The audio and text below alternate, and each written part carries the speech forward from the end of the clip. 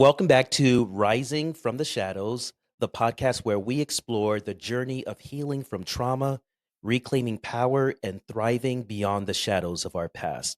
I'm your host, Marlon, and today I'm thrilled to bring you another powerful conversation. My guest today is Elizabeth Aguilera. Elizabeth spent 30 years in corporate IT before her life took an unexpected turn when her job was offshored while she was on vacation in Jamaica. That shocking moment became the gift that liberated her to pursue her true calling. Now a certified life coach, she helps women break free from the nightmare of narcissistic abuse and reclaim their lives. I'm very excited to have Elizabeth on the pod, and I believe her story will inspire and empower you to take the next step on your own journey. Elizabeth, welcome to the pod. Thank you, Marlon. I'm so excited to be here today to speak on a topic that is very near and dear to my heart. And I just want to mention narcissists come in all genders and in all types, and both men and women are vulnerable to this happening to them. So I'm happy to arm your audience with valuable information so they can sidestep the drama. Absolutely. Well, I'm really thrilled to have you on. The first question I always like to ask is pretty open-ended. I'd like you to kind of take it in the direction that you would like. I'd like to begin with, can you share a part of your personal journey that brought you to where you are today? And like I said, feel free to take that in any direction that feels meaningful to you. Sure. Well, my story is that I attracted back-to-back narcissists when I was younger. Uh, I was with an overt narcissist from the ages of 16 to 32. And I didn't know a whole lot back then when I met him at 16. I was naive and a people pleaser and an empath. And I just wanted my own love story. And I did have goals and I was working on them. And I did have a successful career despite the narcissist, because when I look back, I can see how he was trying to sabotage the things that I was doing. But after the relationship with the overt narcissist, I attracted a covert narcissist, and the covert narcissist is dangerous because they're not loud and showy. Mm-hmm. And you can be caught in their trap thinking you're safe with them, but you're not. They still have the same underlying need for power and control, and they want to feel important and they feel entitled. And they may appear kind and supportive, but they're dangerous because they wear a mask of being shy or introverted. So you let your guard down with them. But I want to put a pin in there because you said something that I think that was very interesting about you being ambitious, having goals, being successful in your career. Um, Most people seem to think that narcissists pick on losers, like people that don't have much going on for them, when the opposite is actually true. Can you just share with me a little bit more about kind of like your ambition and how you were working towards things and how you were achieving before, well, I guess it was during your relationship with the narcissist. But just tell us about like how you were enriching your life. yeah, well, you're absolutely right. The narcissist loves people on their path. They love people who are successful. They love people who are on a mission. They are attracted to them because they also are, it's very important for them to look good. So the better you look, the better they look.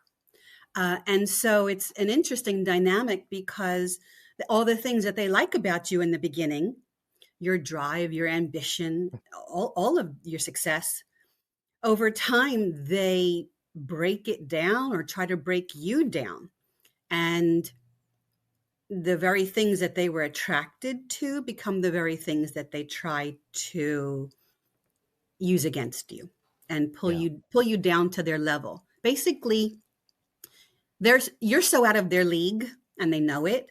And the only thing that they want to do is bring you down to their level so that they can come up. But yes, as I said, I was on a path. I was in high school because I was 16 when I met him. I knew I wanted to graduate high school. I knew I wanted to go to college. I knew the major I wanted to study.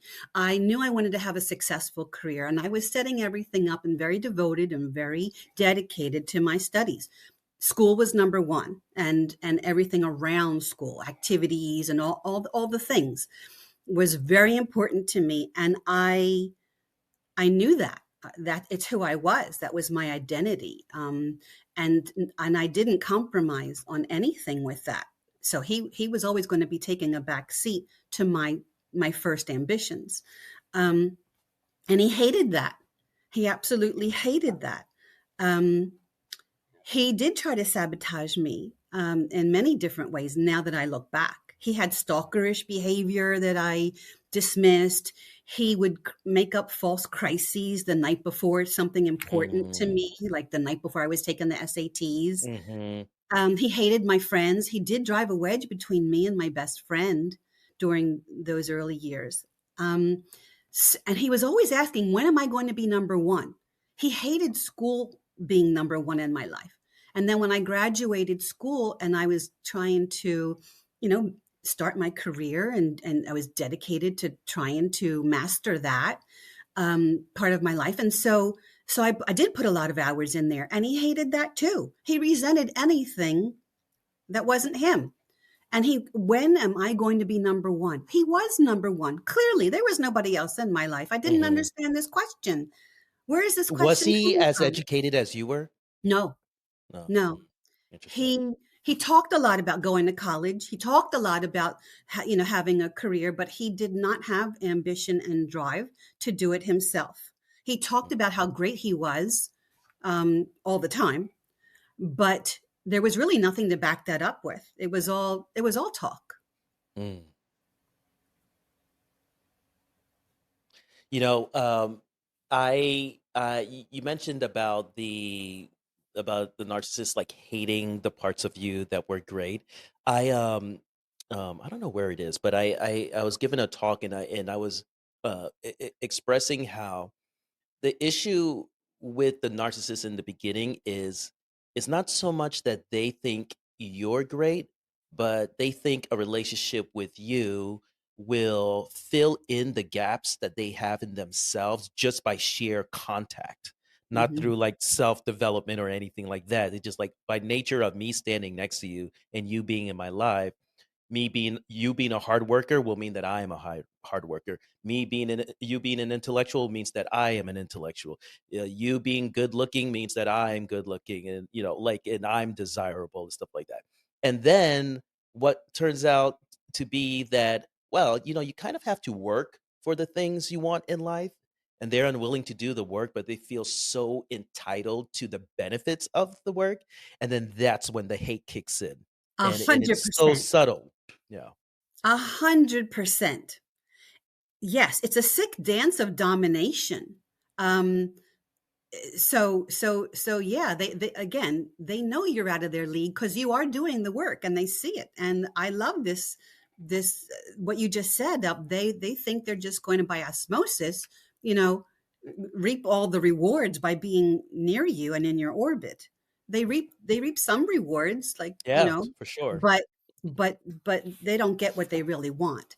um and so, yeah, I love that um what you just shared. But yeah, they I have another question about that relationship.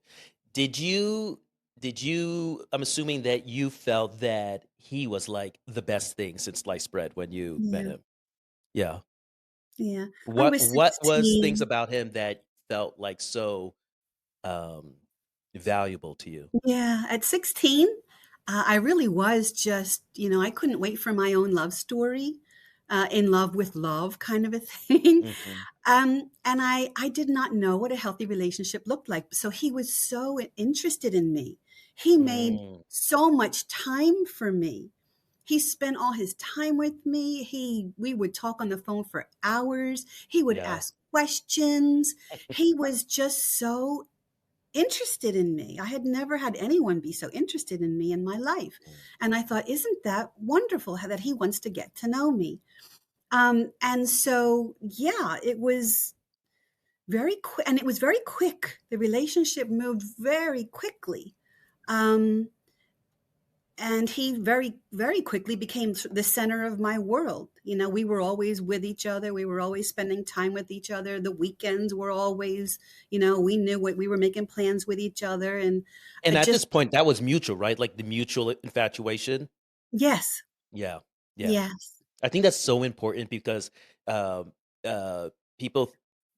I remember feeling like guilty, like no, I love bombed her. I was because I moved fast as well, having never experienced like any type of emotional intimacy that deeply, right?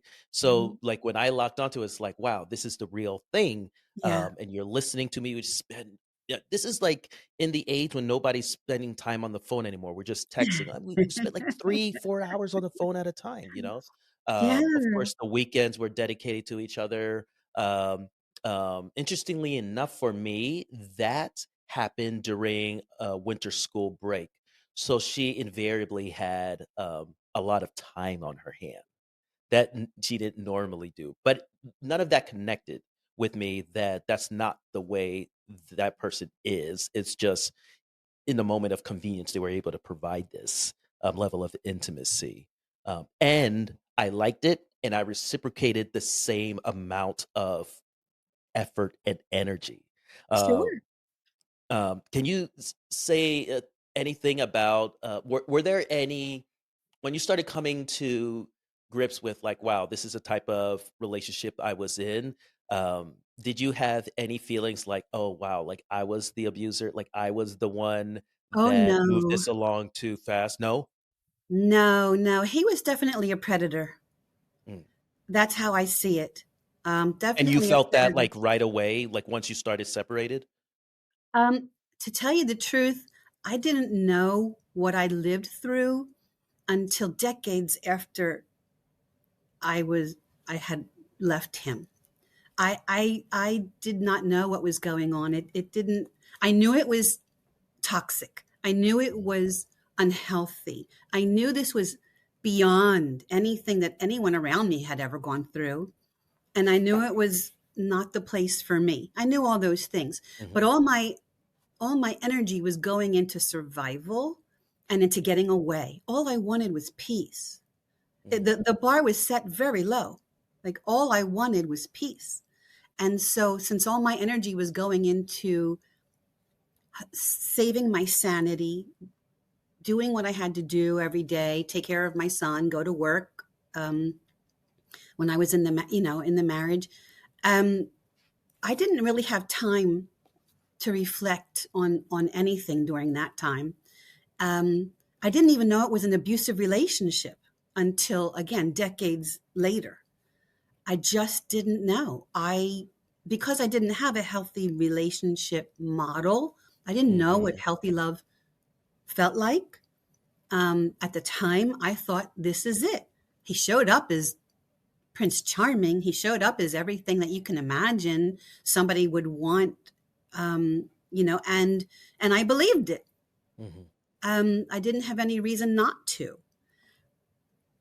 I was completely hoodwinked, I guess you might say.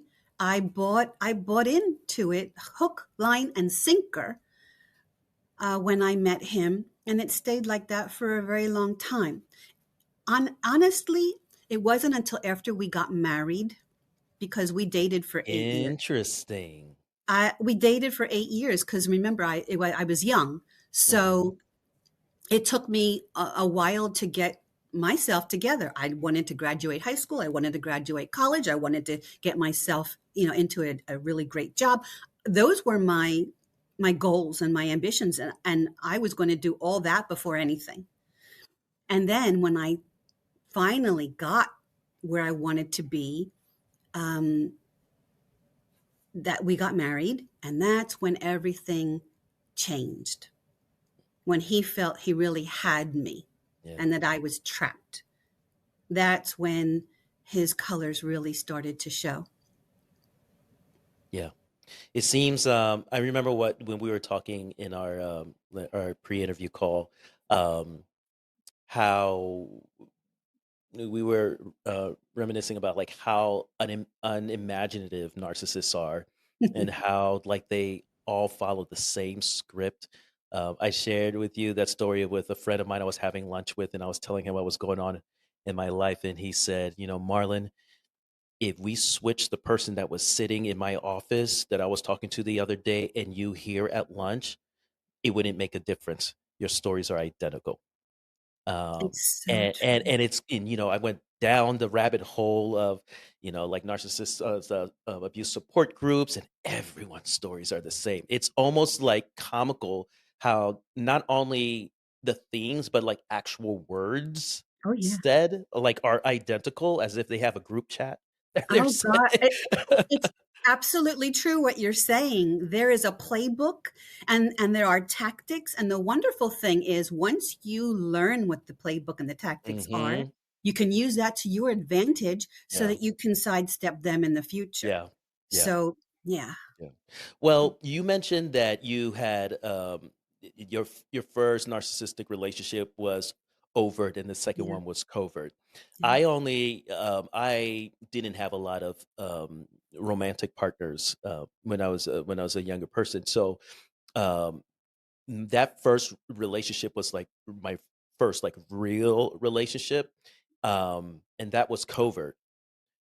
But my overt narcissist was my father, and he was full of rage, and he was very violent, and he was very grandiose. I remember him, like, my uncle was over one day, and I don't know, he was on a tirade, and he said at one point, like, "I believe I am the smartest person in the world." He said, "I don't think I know everything, but I believe I'm the smartest person in the world. This brain of mine works." And I remember, like, it was a tense situation, and it's not wasn't a situation that I should want to laugh, but I remember, and I was probably 12. I remember wanting to laugh. It's like, "What the hell are you talking about right now?" So that was my pattern of just, like, great violence, grandiose thinking and words, very intense outward shows of dominance and control. So when I was approached with the covert side, not in a million years would I think it was the exact same thing packaged differently. Um, can you share with me, like, how different and how the same it was between the overt relationship and the covert relationship? Yeah, sure. Well, in the end, they were very, as you say, different and the same. They just wore a different mask, but underneath, they want the same thing: power and control over you. They want to get their way and their needs met, but they go about it different ways. The overt narcissist is, as the word says, he's out there or she's out there. The behaviors are out there. And if you're looking for them and if you're aware, which is always number one, you can see them. You can see the behaviors if you're looking for them. With the covert one, though, because they have a mask of maybe shyness or introverted, or they're just not out there. They might be very kind. Everyone thinks they're Mhm, amazing. They're really friendly. Like mhm, so they they really have a great mask that they put on because everyone thinks they're just the best person. mm, And it takes a while to figure out what's really going on. It's very, very dangerous. And yeah. in a way, I thank the overt narcissist for at least telling me who they are, Yes, right? It showing was easy me to move on. showing me who you are, because I can make sense of that and say, okay, I know what's going on here. But the covert is so dangerous because, yeah, it's hard to know Yeah. what's going on unless you spend time with them, you know. Yeah, I always say that their secret weapon is plausible deniability.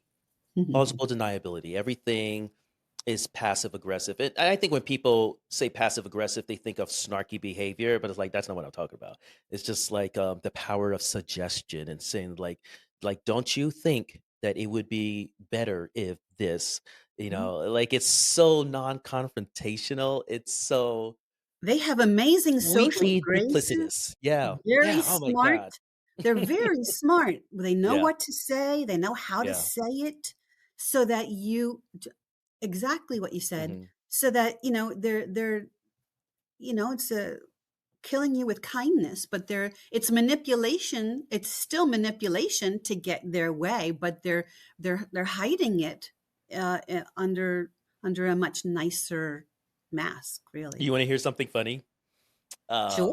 the last Christmas that I spent with my narcissist, uh, they're like, "Can I, get you a Christmas gift?" That was a little touchy because, um, they had a habit of promising things and never delivering. Mm. Um, and one of the gifts that I got was a vitamin D lamp to, like, help with depression. Okay. It was like a Thank you. that's so nice, right? Like, I'm having a hard time. So, Yeah, let me get you this thing to help you with depression. Meanwhile, as soon as I stepped out in freedom, is like, exactly. for the greater part of my adult life, I had so much negative self-talk and rumination, and when I tell you, as soon as I stepped out, with, like, 0 effort, all of that stopped. I can't tell you the last time I had a negative thought, like self-talk. I can't tell you the last time. Absolutely. It was, like, immediate.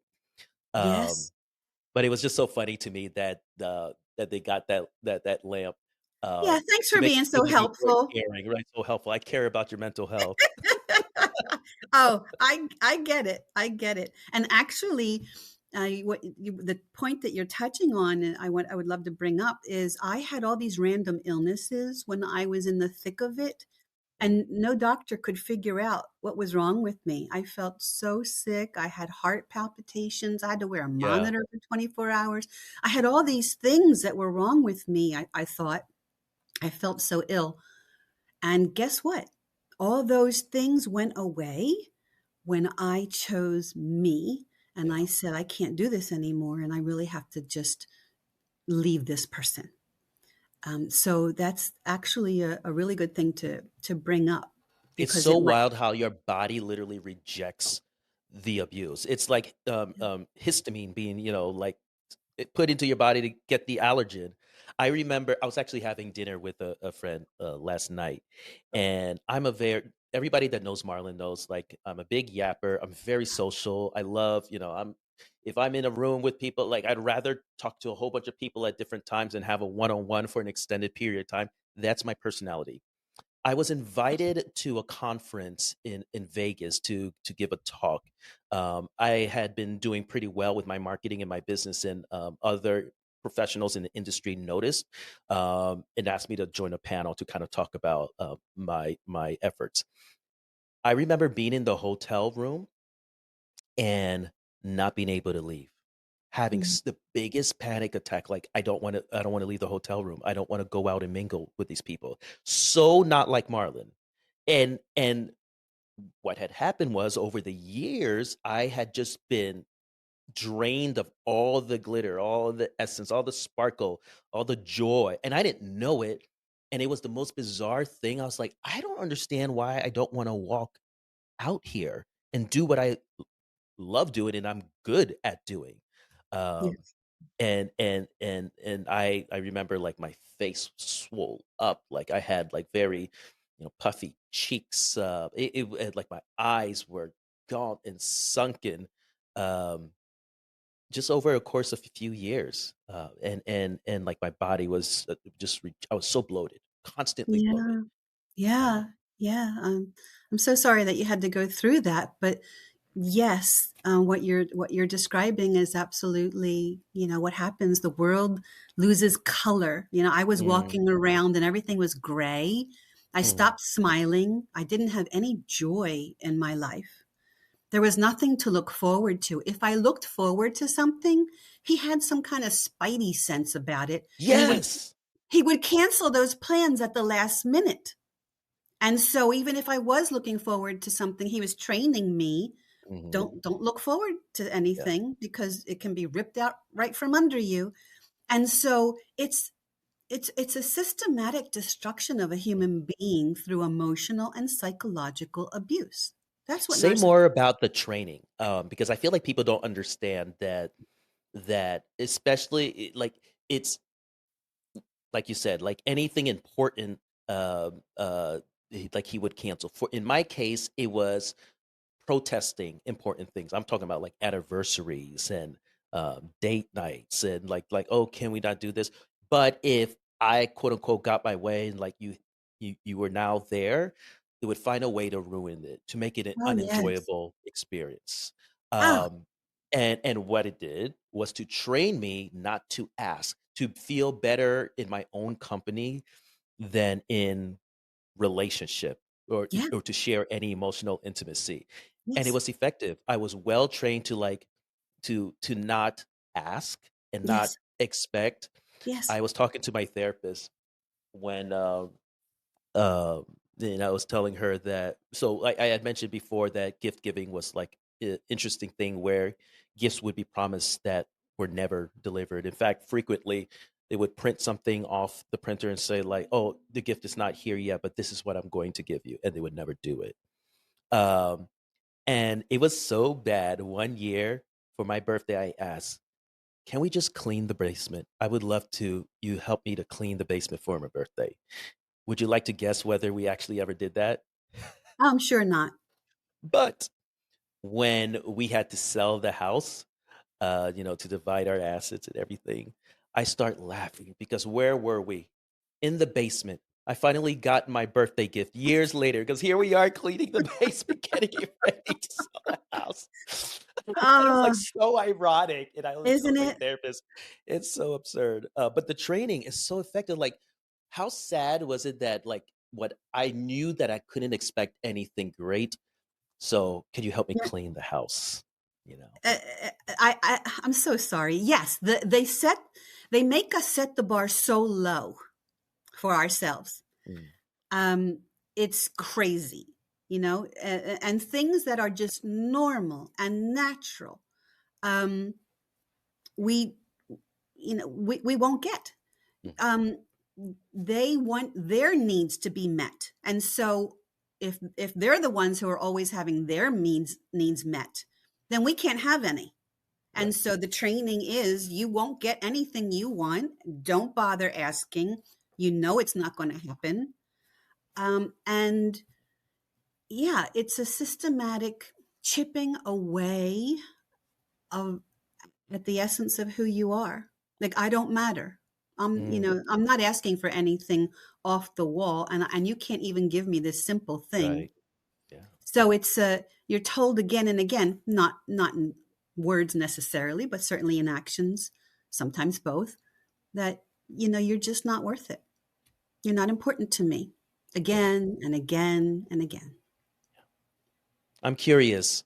Did you have any friends that were going through similar situations? No, none of my friends could understand what I was going through. Mm, yeah. They also saw that it was crazy, it was toxic, it was all kinds of things, but we didn't have the words. This was back in Right. the early 90s.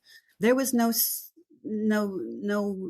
vernacular of narcissist. We didn't know what that was. I Hmm. certainly didn't know what any of that was. And I had no words to describe what I was living. It was Hmm. hell. It was a Yeah. nightmare. And even my friends knew only surface things about what was really going on in my life. Yeah. Nobody knew the real story but me. There was so Yeah. much shame and so much they'll never believe me. Or, Hmm. how could I have let this happen? How did this This happen? smart, intelligent, driven, ambitious person. How could I let this happen to me? How Yeah. could I let this happen? Nobody would ever believe that my life has come to this. And so there's tremendous shame. That Yes. I couldn't fix this, and I tried everything to fix it, and still I couldn't fix it. And you try to make sense, you're trying to be logical about how to fix this relationship. But you can't bring logic to a narcissist because there is no such thing with a narcissist as logic. Right. Because even if you give them what they want, they move the goalpost.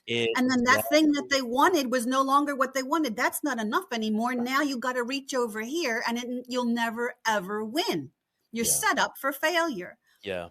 Yeah. And it's a very hard pill to swallow that you believe the lies were truth.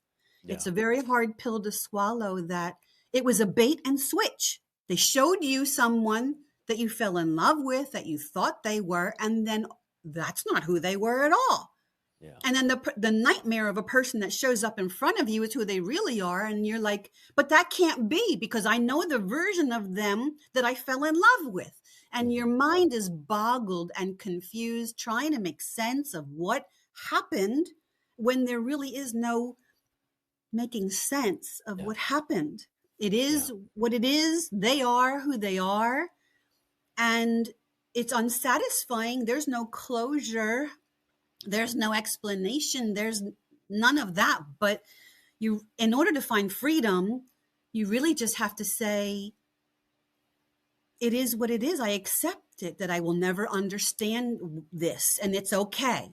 It's okay. Because Yeah. the more energy you give to trying to figure it out, the ruminating, the obsessing, the maybe if, what it maybe that, maybe if I could have, all of those thoughts just keep you stuck and in pain and in suffering. And Yeah. so it's a very, that's why one of the reasons it's so difficult to break from them, and then to continue your life and create a life where Mhm. you're happy, is because so many of us are stuck trying to figure things out that are not figure outable. they're just they're they just are what they are. I'm curious if you experienced this. And you mentioned about the lack of closure. I've got to say, now it didn't feel great then, but now when I look back, um, the smear campaign that ensued, me walking away, was the best gift that could have ever been given me. And but I mean, it broke me. Oh God, it broke me. Like to think of, you know, people that I thought were my friends that never even reached out and said, like, "Oh, you know, Marlon, I'm hearing some things about you that don't sound like you. Are you okay? Like, how can I support you?" Like, no, zero. The only people that ever reached out were people that were trying to get me to reconcile.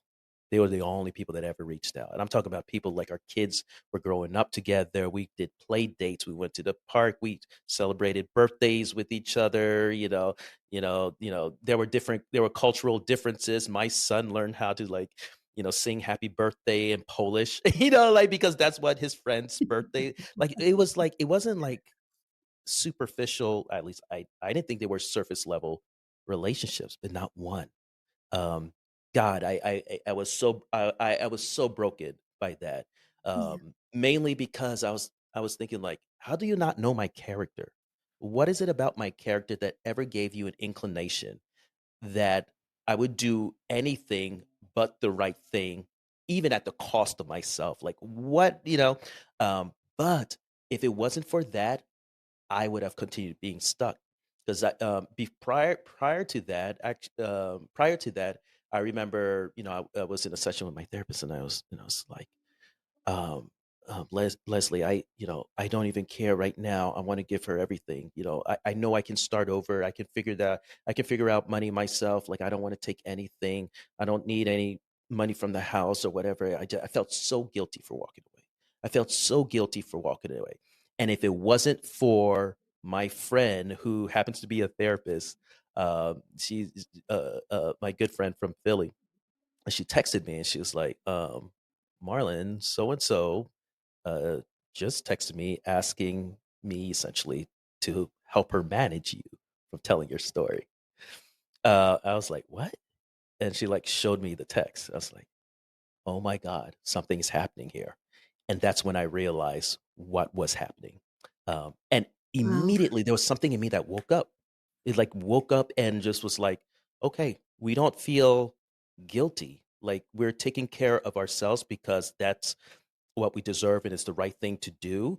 Um, and everybody has to be accountable for their own choices in life. And it's not on me to take on the guilt. And it was at that time I started to release the shame part of me feeling so much shame because of the relationship I was, and potentially disturbing the very positive image that that individual had. It was just like you said before. It's such a shame-driven situation on both sides, on the narcissist side and on the codependent side. It's a Yes. shame-driven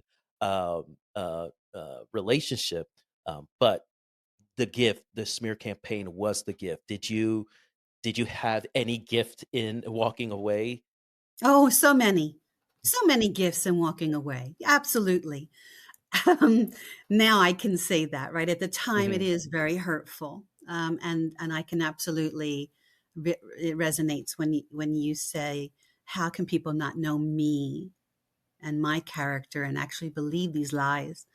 But a wonderful thing is it clears out a lot of people that you don't need in your life really Hmm. fast. If Yeah. they're going to believe the worst about you, um, so easily, then they are not people who deserve to be in your life. And so while it's hurtful, it's also a great purging process, um, because you will lose many friends and sometimes family and Yeah. lots of people around you. Um, yeah, and it's hard to come to a place where you're okay with it. But um, yeah, I say thank you to everything I went through. Yeah. Thank you to the narcissist for being as awful as you were, because if you weren't as awful as you were, I'd probably still be married to him. Yeah. Yeah. Yeah. And I thank you for the lessons and the resilience and the strength that I had to find within myself. And And I thank you for equipping me to, for the purpose of my life to help others where I was. And so when I look at it from this vantage point, not when you're going through the storm, it doesn't feel like that at all. But I can say thank you for so many gifts, because I truly would not be anywhere near the person I am now, who I like, who I love, Mm. and who I'm so happy with. Um, if I were still in that situation, because believe me, when I was in that relationship, there was no self-love. There was no Yeah. Yeah. self-care. There was no taking care of myself. There was no prioritizing me. There was none of that was going on. And that's part of the problem. Hmm. When you don't pour into yourself first and foremost, that's when life becomes extremely hard. And that's when you can really lose your footing, because you need that self love, that grounding, that knowing who you are and what you stand for. That's your foundation. And that's the place from which you make decisions. Are these people, places, things aligned with who I am and what I know I want to do? And if the answer is no, it's a very easy decision to make on who stays and who goes in your life, or what you do or don't do, or Right. things become easier when you align them with your values. Um, and so, yeah, I thank God I don't recognize the person I used to be compared to the person that Yeah. I am right now. And and I thank God for the growth, and I thank God for being shaped into who I am. And you don't get shaped without going through some fire. And Yeah. so the fire is actually the catalyst needed to propel you to greatness. Okay, that's a perfect segue because my next question, um, you know, uh, most abuse survivors like myself, we like we don't realize. Quickly, we talked about it earlier, but we don't realize the patterns that we're repeating. We think every situation's a new situation, um, and obviously now I'm understanding that those were just the unhealed parts of me that was begging to be healed, begging to be loved. And it really took like this intense moment of clarity when like everything just like rushed in and like I saw my life like a movie screen just go by. It's like, oh my God, this led to this plus this to this. Like that's how I am here. Um, did you have such a moment? And if yes, like what was the pivotal moment for you when you knew you had to break free and chart a different path? Can you take us back to that time?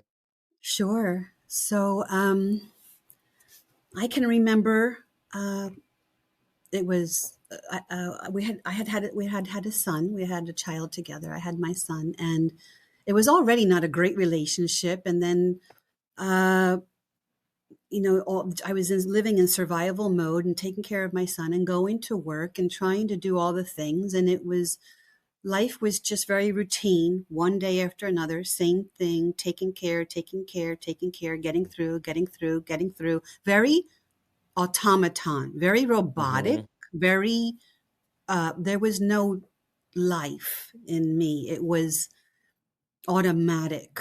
I was just on autopilot living my life. And so I remember being at the window of the house watching the 4th of July fireworks when he was an infant, when he was 1, when he was 2, and when he was 3. Same window. Another year went by. I am crying, silently crying, tears falling down my face, holding my son year after year after year. And that last year I said, not one more year. I am finally ready to do what I have to do to leave. I knew I would release the hounds of hell. I knew he would make me pay for leaving him. And it took me a while to gather my strength because I knew how vindictive he was and how he was going to do everything in his power to make my life a living hell. I knew that. And it took me a little while to go from that moment to actually filing for divorce. But that's when I made the decision. And How did you also, find the courage to even take that first step, like from knowing this mm, is not the way you want your life to be to like I'm not now I'm making moves towards this. I really say that the decision was taken from me. I did not have a choice. My soul was telling me either you leave or you die. And I felt like I was dying a slow death anyway. But something inside me made the decision for me. I call it my soul. Um, and I just knew. I went from being undecided and not knowing what to do and living in fear and I can't, and all these things to I must and I will figure it out. I had the strength and the resolve and the clarity Mm. to know I have to do this. It's a matter of survival. I'm smiling right now because I feel like you read all my questions before coming on. Because like my next question is about hearing the call. When in the keynote that I deliver, I start off by saying that I believe that there comes a time for like people like us when the call to live life like we were meant to live, it becomes louder than the exterior noise and the distractions that are just clamoring to keep us in our place. It gets so damn loud that it's deafening and you Yeah. don't have a choice but to listen to it. Like you I thought that was like beautiful how you put that, like you had no choice. No. Because if I had a choice, I would, because I can do hard things. That's something I always said. Like I know how to do hard things. If I had the choice, I would do some more hard things there. I did not have the choice. Like it Mhm. was too loud. Yeah. Um, and it's definitely resonates with me that you felt that same way as well, that you just had to do Yes. it because your soul was going to die if not. Yeah. Yeah. Yeah. How did that shift in you, like emotionally and physically? Did it change how you viewed yourself and your potential in that moment? Like, did you have like a sudden, like, I see myself as I once did before? It took a little while, but with every step that I was taking to separate from him, to to to to not have anything to do with him, and to make decisions based solely on me, what was best for myself and my son.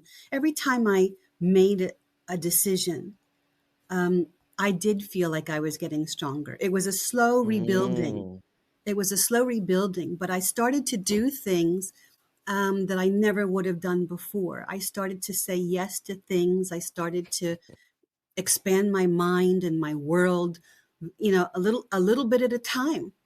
And yeah. with every sort of new thing, I was becoming alive. I was becoming, from being really flatlined, emotionally shut down, like all of this for so long. I really did have to sort of come back to life. And that's how I was able to come back to life, is by investing in me, saying yes to me, doing small things at first, but going to a Hmm. concert, Yeah. um, you know, going out with friends, um, building another network of friends, and just uh, taking a class, whatever it is that spoke to me at that time, but saying yes to it. If it Yeah. would grow me, if it would be good for me, if it would be something new and expansive. And everything that's new and expansive is always going to be for your benefit. And so it was a slow rebuild for me, but I could definitely feel a difference and a shift. Yeah. um Again, like you're moving forward to all my questions, I think it interesting, right? Like, we've identified that, um narcissists all use the same playbook, and I think healing from narcissistic abuse also requires a same playbook for the healing. And you mentioned about expanding and saying yes to things, building a network like it's outside of him. All these things that I had to do. Like, my question was about reclaiming power. Like, what actions did you take to rebuild your sense of self and create a space where you felt safe and grounded? When you Yeah, just shared that with us, yeah. one of the things, my situation was interesting, where I feel like I did my self development through business, not in like my interpersonal relationships. So I had started a business like right before the pandemic, and it was really trial by fire, right? I left a job that I had making the most money I'd ever make to make like zero money and to try to build this firm out of nothing. And the person I had to become to get clients was the person that respected himself, the person that saw his own value, the person that was able to say no. I remember the first time I had to turn away a prospect, because I knew they weren't a right fit. They could pay, they had a lot of money, they could pay. I was like, "You're not a right fit for my firm. You're not a right fit." And I remember the first time I said no, and it was like, "Oh, I'm still alive." And then I said no again, and I said no here, and I said no there, and it wasn't like there. I have emails from people that I said, like, I had certain rules for myself. If they presented this, and this is data, like I found out after working with people that I really didn't like working with. It's like, okay, if someone acts like this in the sales call, chances are they're going to be like this as a client. So I would say no to any time I saw those business red flags, and I became very in tune to what that looked like, and how it would present in a professional relationship. Yeah. And so I was practicing all these things that I didn't think for a million years had anything to do with my personal life. But it just gave me confidence to know, like, oh, it's not a big deal to do this. And honestly, your life gets better when you only say yes to the good things versus saying yes to the things that you feel obligated, or you don't want to hurt someone's feelings when you say no or reject someone. Um, and unbeknownst to me, I was practicing. Uh, Mm. the little thing, that the first little movement. There were two phases of little movements. There was a business phase, and then there was a personal phase. In the business phase, I remember sitting down at my desk and knowing, like, I got to pick up the phone and make some cold calls. Terrified of it. I'd never done it before. So I read a book by Stephen Geis, a small book called How to Be an Imperfectionist. Mhm. And in the book, he talks about essentially making small promises to yourself instead of like, "I'm going to lose 30 pounds." Like, how about you just, I'm going to do one push up and one sit up like every day, you know? And of course, you do more than one, because like one is easy to do. Even if you're sick, you could do one. But because you keep that promise to yourself, like, you start to trust yourself. So I did that with my business. I put a shot glass on my desk and I took out 10 pennies. And I was like, I'm going to make 10 cold calls at least every day, 10 cold calls. And every time I made a call, I put a penny in the shot glass. Um, to the point where I was doing way over 10, and things were going better. But I tell that story because I realized in retrospect, I didn't know it then, but I had been depositing pennies in my life, like the entire time since I was a kid, like times that I felt brave enough to stand up to an abuser, um, or to speak truth, or to separate myself when I knew there was nothing there for me anymore. Those are all these little pennies. Yeah. Um, and I think that had a massive effect on me, when that call came, being able to actually move. Um, and then post that, there were little things like, you're gonna laugh at this. I was okay with being uncomfortable, so I never made myself comfortable. Like I Huh. would walk with a stone in my shoe just because I didn't want to deal with it then. And then I made a rule, like if there's anything in my shoe, I'm gonna stop right there to take it out and start it. Or if I was cold in the house, instead of like getting up and getting socks, I would just like shiver until, for whatever reason, because I was just used to being uncomfortable. So I started like making myself comfortable. Like, oh, I'm gonna take on a sweater. I'm gonna wear some socks. I'm gonna do this. I'm gonna make sure I'm comfortable. Oh my God, that snowballed. It Yeah. snowballed into um real self-love, because it was care that you're supposed to have for a child, right? Care Yes. that, and that if you don't experience, and it sounds, and I'm laughing because they're so small, it's such a small thing, but it was Yeah. massive for me. It was massive. Those small things make all the difference. um, I say all this to ask the question, um, when you look back, what were some pennies that you were depositing in your own cup along the way that, when it was time for you to walk away, made it possible for you to do so? Well, I kept my financial independence in that, um, even when we were married, if I had stopped working to become a stay-at-home mom, which is a beautiful thing, I'm not saying anything against that in particular. I'm just saying in my case, because he was trying to control me in every single way. The only way he couldn't control me were the finances. Mm, And if I had been a stay-at-home mom, or if I had, uh, you know, taken a leave of my job, or something like that, then leaving would have become or seemed impossible to me. mhm, Because as it was, I made it by the skin of my teeth. I had to take out a huge loan to get a divorce. Um, I had no money. I remember I couldn't even go on the turnpike to work. I had to go the mm, long way around because I didn't have money for tolls. Um, and I was working, and so I can only imagine what things would have been like, or how long it would have taken for me to leave if I didn't have some financial independence. And I thank God that I had that job. And so independence is an important thing, to keep, not just financially, but your essence of who you are. If you have hobbies, if you have passions, if you have interests, and you're creative, or whatever it is that makes you you. You like to dance, or you like yeah. to, uh,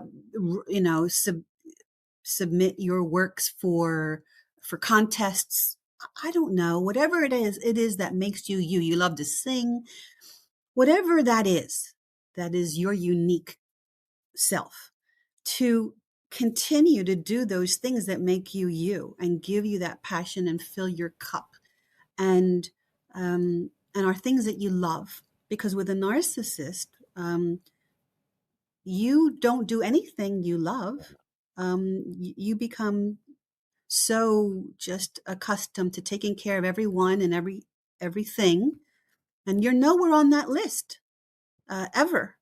And I don't know how it happens, but it does happen that like every minute of your time is taken up, and none of it was spent on you.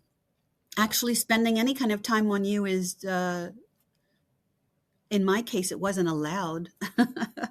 But um, it's certainly looked down on. You know, there are better things you can be doing with your Mm, time than spending it on you, or going to a ceramics class, or going to a business class, or whatever. There's no money for to do that. There's plenty of money to do whatever they want to do, but when it comes to something that I want to do, there's no money for that. mm. And so trying to keep who you are alive all the time is super important. And so I guess that's the best way that I was able to hold on to myself, because if I didn't have the resources to leave, um, I don't know what I would have done.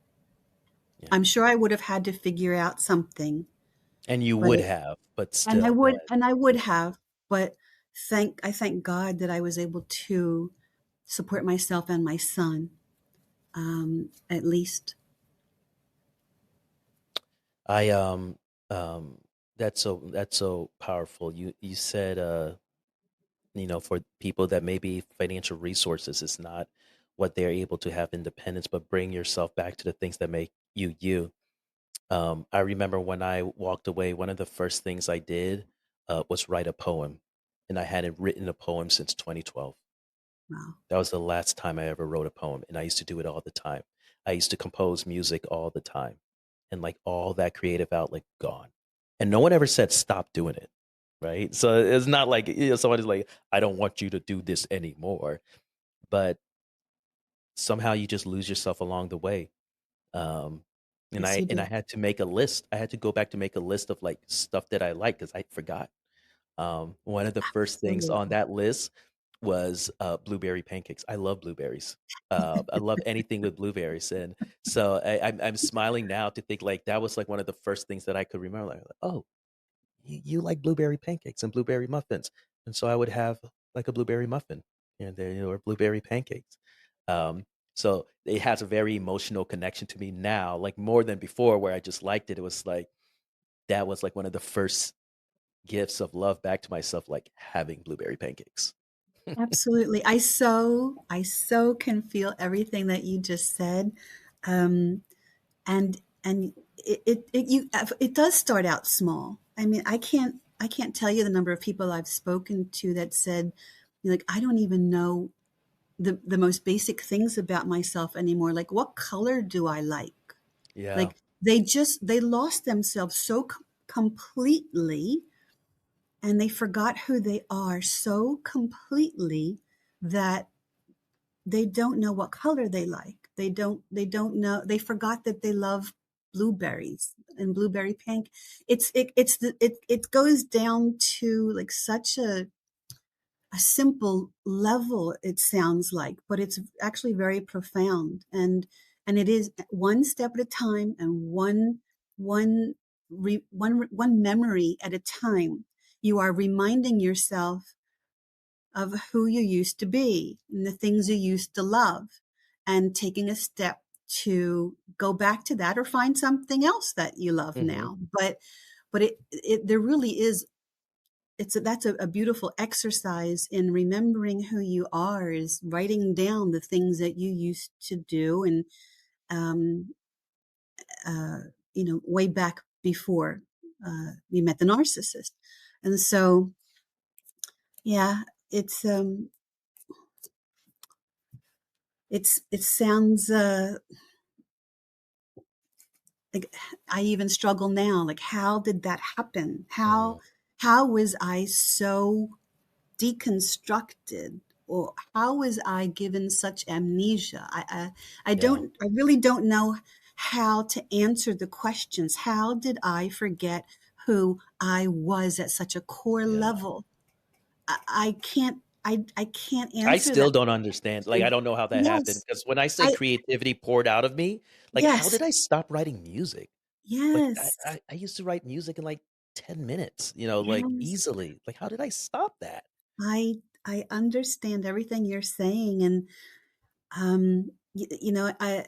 I don't know the answers to those questions, but I do know that it's easier than you think to Hmm. remember who you are. It's Yeah. easier than you think to get back to who you were. It's easier than you think. And it starts with a baby step. It starts with a blueberry pancake. It Go starts ahead. with a blueberry muffin, quite literally. It starts with you figuring out what's your favorite color. It Yeah. starts with the smallest steps, and you build and you build and you build on that. And um, that's, That was beautiful. That was beautiful. Um, I'm feeling a little emotional with that, like that small step, like just like it just avalanches. yeah. Um, One of the things, and I know we're coming to a close here. One of the things that I find um, a lot of people that I talk to have trouble with is consequences. And I like to talk about like the one superpower that I've always had and that what saved me. And I wish I could just like give people that same, all the time that I put into it, just like transfer it to someone is I've always been able to accept negative consequences. So I don't typically get stuck for a long time because I just accept that something's going to be bad on either side, and so like if it's going to be bad, at least choose the bad that's going to move me towards my dreams and my future. And I'm at a point where I don't believe there's confusion. I don't think confusion really exists. I think it's you know you not wanting to disappoint somebody or you look poor in somebody's eye. I don't really think there's I don't know what to do. It's you just don't like the negative consequences. Can you talk about the costs to stepping into freedom? Like, what was the decision you made where you had to face that fear of like this negative thing will happen to me, but it's standing in the way of my freedom. So I'm going for it anyway, and I'm not going to like feel bad about it. Like it is what it is. I'm not staying stuck. I'm going towards freedom. Yeah. What a great question. So, in my professional life, I was in corporate America for 30 years until my job was sent overseas. But the thing is I was desperately unhappy for most of those 30 years where I was. Again, I could not fathom doing anything else. I didn't know what else to do or what to retrain in. This is what I knew. This was familiar. This is what I'd given my life to. And I would never have left, even though it was a toxic work culture and we worked all the time and we weren't valued, and it was an unhealthy environment for sure. I would have stayed there if my job hadn't been taken from me. And so it was another gift, right? Mm, These things that you don't realize are so hard in the moment are your greatest gift. And people could not understand why I didn't want to go back into corporate America. I tried and it didn't work out because it wasn't supposed to. hmm It's like God said, are you crazy? I liberated you from that. It took me decades to set it up just right. And the first thing you do after I give you your freedom is try and go right back in. And so eventually I got that message that that's not where I belonged and that's not work that I wanted to do. And it wasn't nothing about what I was doing had heart to me, hmm and I didn't want to be there, but it paid the bills and it gave me and my son the ability to pay bills and live our life. And so by not going into corporate America, again, I started my own business helping seniors and overwhelmed moms. And that was something that I did sort of overnight. It's the easiest thing I've ever done in my life. And Interesting about that, huh? I wasn't an entrepreneur. I never had an entrepreneurial bone in my body. I never wanted to be an entrepreneur. And all of a sudden, I'm working for myself. I went from 0 to 40 hours over like so easy. I had more clients than I could help, and it was just a complete revelation. I loved helping people. I loved serving people. I loved making a difference in other people's lives. And I made a lot less money than I did in corporate. I mean, I was still able to pay my bills, but um, it was nowhere near where I was.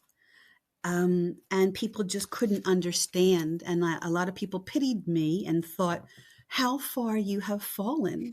Like you used to have it all. To them, on the outside, it certainly Mhm. looked like I had it all, but I didn't. They didn't know what it was costing me to keep all of this. And I was paying a hefty price on my mental health and my physical health. And nobody knew because I didn't tell anyone. Right. And And so people still look at me and think how far you have fallen. And weren't wasn't life better when you were in corporate America? And it's like, well, I don't even answer those questions because I would never like change anything. Life is not perfect, but it is the best it has been ever, ever. I'm happy with who I am. I'm happy with what I'm doing and trying to create in this world and who I want to help. I have purpose and I have a true calling and I have all the important things in my life. I found my faith again after 30 years being away from my faith, and that's been a huge part of my life, along with so many other beautiful things. And I will get exactly where I'm supposed to be by choosing faith over fear and doing all the things and believing in myself Go ahead. and not listening to other people. So I move in silence. I do what I know is best for myself. I make decisions that I know are best for me.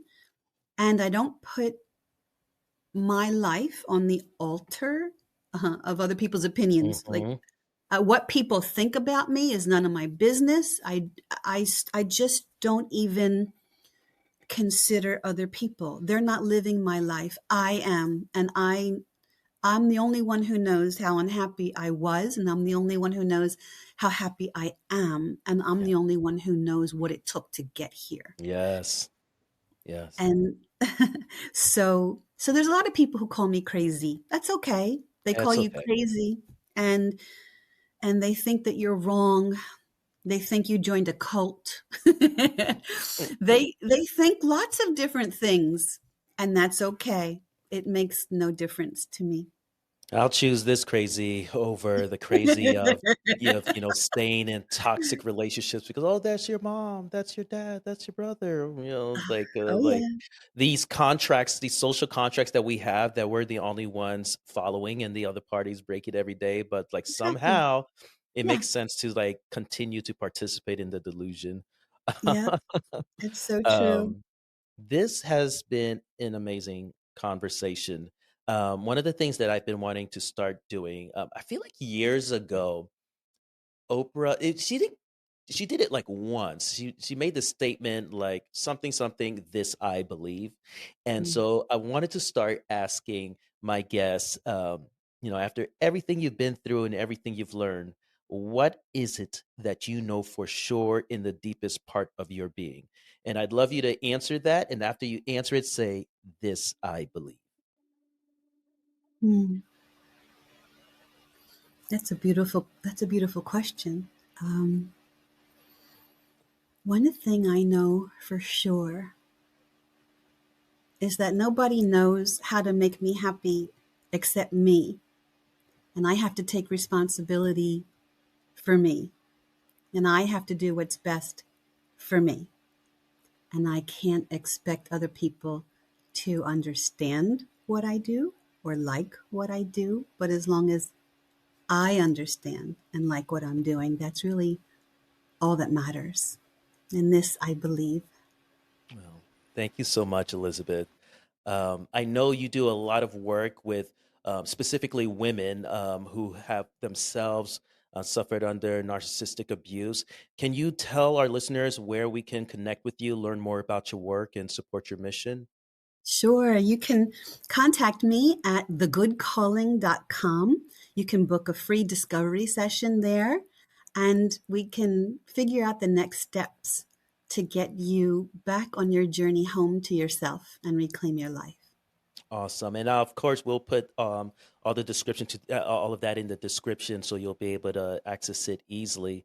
Thank you so much for sharing your story and wisdom with us today. And to our listeners, thank you for joining us on this episode of Rising from the Shadows. And remember, healing isn't the absence of shadows, it's learning to thrive in your own light. So rise today, rise tomorrow, rise always, because the shadow doesn't stand a chance. Thank you and take care. Thank you. That's it for today's episode of Rising from the Shadows. I want to thank you for listening and for being a part of this incredible community of survivors and thrivers. If this episode or any other episode resonated with you, don't keep it to yourself. Share it with someone who needs to hear it. And if you haven't already, be sure to subscribe so you never miss an episode. I also want to hear from you. If you have a personal story of rising above life's challenges to become the best version of yourself, and you'd like to share it on the podcast, send me a DM on Instagram at Rise with Marlon or email at marlon@marlonwesh.com. I would love to connect with you. And if you're ready to break through and build unstoppable momentum in your life, head over to marlonwesh.com to learn about private coaching or for booking me to speak at your event. Until next time, live the life you want to live and live it on your own terms.